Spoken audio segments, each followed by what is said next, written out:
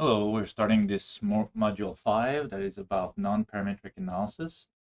Um, and we'll talk about first what we can do to try to use a non-parametric analysis and test normality and modify the data. Then look at some of the common non-parametric analysis and how we use them. What I'd like to mention here is that we're just giving a brief overview of these analyses. And really, when you start getting into more complex statistical analysis, what you'll have to do is search for the exact test that you need, and maybe it's not one of the most common ones, and figure out what program you can use to run these analyses. And they'll run more or less the same way as any other analysis, so there's nothing complex about this. So let me start with a test subject, if you want, a case study. So here, this is some research that was in my lab actually, where you have a fish and we're trying to estimate its sensory abilities, so its ability to detect or to discriminate fine differences in angles from a source signal. And so we have angular resolution as a function of distance. And we do that with models, and we have several models of the processing, and gives us different accuracy estimates. And so you can see at different distances, depending on the model, you get different resolutions. Data is not so important here, but what's important is that we have an angle.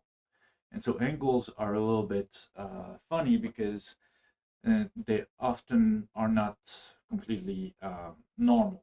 And it's often because if you use degrees, at 360 it resets at 0. So 1 degree and 359 are actually angles that are very close together. But for other reasons, they could be not normal. And it was the case here in this thing. So we can't just run your normal parametric analysis.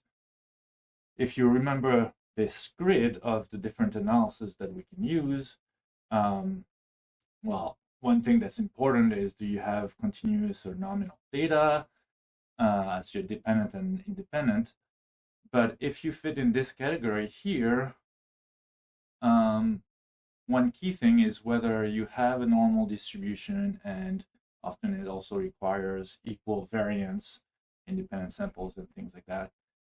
Or if some of these assumptions are broken, particularly if normality is not, you don't have normal data, then you should be using some of the non-parametric tests.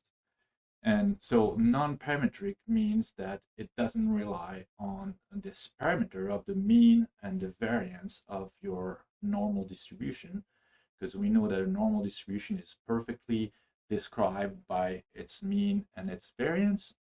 If you don't have a normal distribution, these two are not enough to describe your description. And so all the math that is based on only these two things do not capture the actual shape of the distribution. That's why it's a different test. The problem is that often they're less powerful and less flexible, and we'll get to that. So we really would like to try to use some of the parametric tests because they're more flexible. And so the first thing to do is, well, first verify if your data is normal. And we went over this a little bit in one of the first modules, but let me remind you the steps you have to take. So if you look at your data like this, let's say that's your data.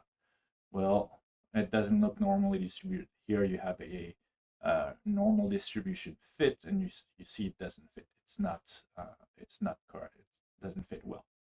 And so a student might say, well, they're not normally distributed. Well, yes, okay, but did you remove the mean before checking normality? So you shouldn't look at the normality of the raw data, but the residuals. That means the residual means it's the difference between each sample and the mean of the group. So you have to remove the mean. And so you would remove the mean. The students say it's still not normal.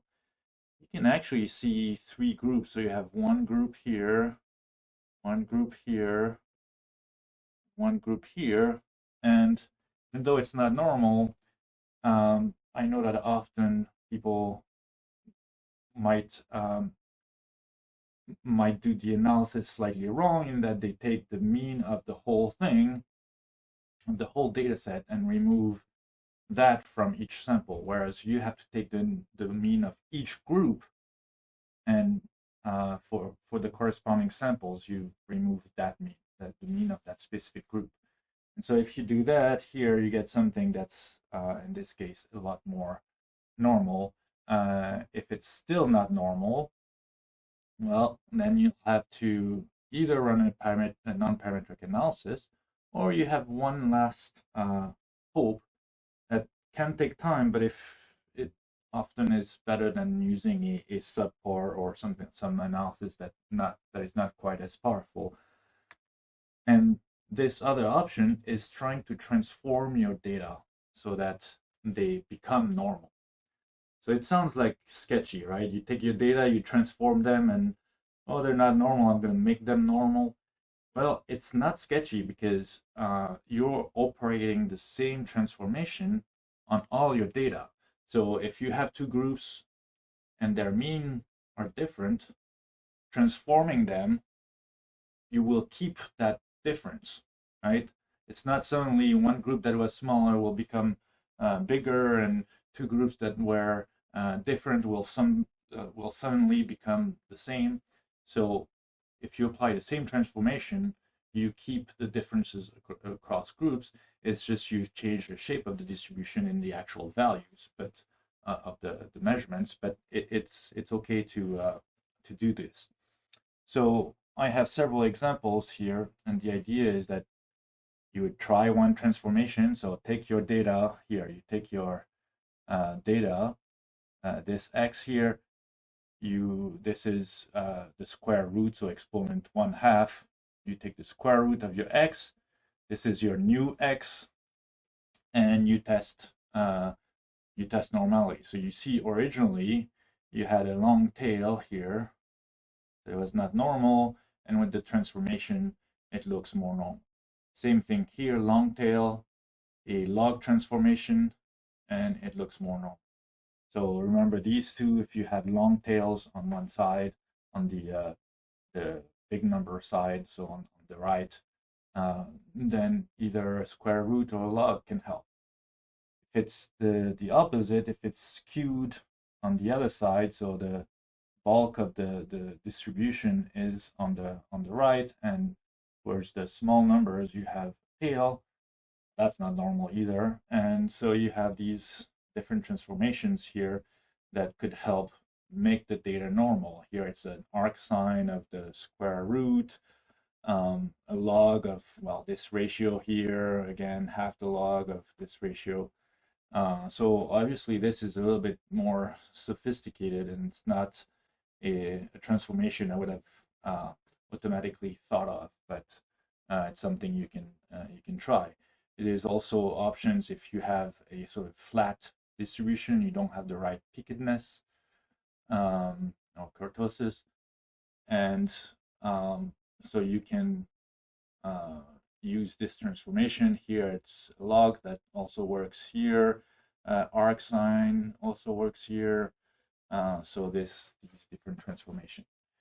And if your residuals after transformation become normally distributed, then you're good to go. You can do your analysis, your parametric analysis of this. I have one more example of a transformation you can do here. It addresses the problem of unequal variance. So if some groups have a small variance compared to other groups, well, some t-tests, for example, will require equal variance. And you can z-normalize your data. And so here I have data.